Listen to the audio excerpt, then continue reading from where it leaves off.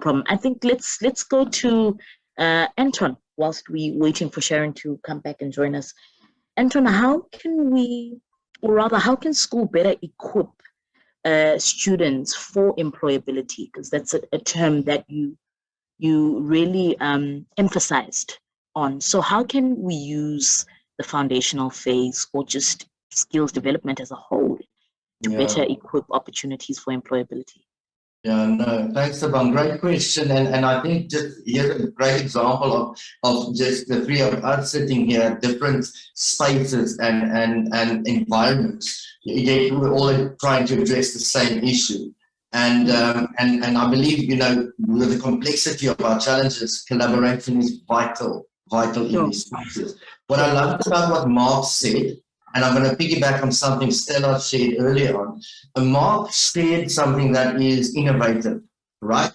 So what I'm hearing from Mark, apart from the practical suggestions, is I'm hearing we need to rethink the way we do things. We do education, we do training, we do development. We need to rethink, and sometimes the old problems and the way we thought about them, we need to rethink those and come up with new solutions to some old problems. But it's not in new innovative ideas, it's actually just rethinking.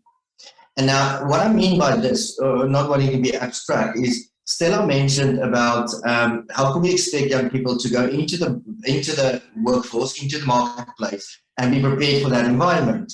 So I'll give you a quick example of one of the principles, and this is about principles that I believe can be applied in all the stages of learning. Let's take our coffee barista school. Now we're working with young people who are based in a community of disadvantaged environments and lack of resources and skills and resources, etc. So we're training them up as baristas, and they are experts by the time that we turn young people into coffee snobs, right? That's what we do, okay? And here they go out into a coffee shop. Now, these young people have never set foot in one of those coffee shops, right?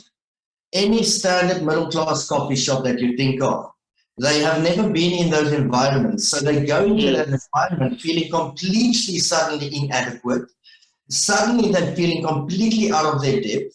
Suddenly they don't understand work ethic, they don't understand conflict, they don't understand difficult customers, or even just, not so difficult customers, just relating to clients and customers differently. So one of the principles that we apply in our model is that we do work placement as a critical part of our training module, so that all our students in every one of our schools go out into the marketplace. We place them with partners and businesses and small businesses, medium businesses, and they have 2 weeks of work jobs. It's the old school, job shadowing, right? It's not a new invention, it's an old thing, we're just rethinking it.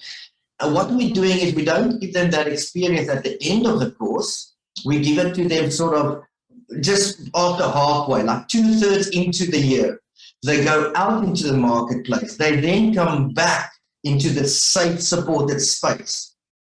They then get to debrief. They then get to share their experience, because a lot of these experiences now causes identity issues. It causes them to have self-doubt and self-confidence and all these sort of things. And unless we are able to help them with the professional support on site to now dialogue through that, to process through that, to discuss that, and to make sense of this other world that they didn't even know feels like, looks like, sounds like, and experience it like they have. And then we continue to build into them. And by the time they then get to the end of the year, we can then release them with, it's not even enough. What we're doing is still not enough, but it makes a huge difference in our success rate, because when they go into the workplace, they now understand what manager's language is like, what a boss expects, what communication is appropriate in terms of WhatsApp and communicating time and rocking up at time and pressure and all these sort of things. And I'm sharing that from a very foundational space of just basic skills. But what Stella's saying is this, I believe, is happening at the university level, where young people go out and they go and work in a corporate, they've got the degree and they get an internship, and they bomb out after the first 6 months because they can't handle the pressure, they haven't developed the resilience, they don't understand themselves and how to respond to these environments. And so I always want to say that one of the things I would advocate for is that job shadowing or job placement becomes an intricate part of every single curriculum. Now, it might be easier for Mark and them because they're a private academy and they can chop and change and tweak things. But how do we start rolling this concept out of work placement as a vital part of the curriculum? I think that is a key, a game changer at many levels for us. Thank you so much. Just before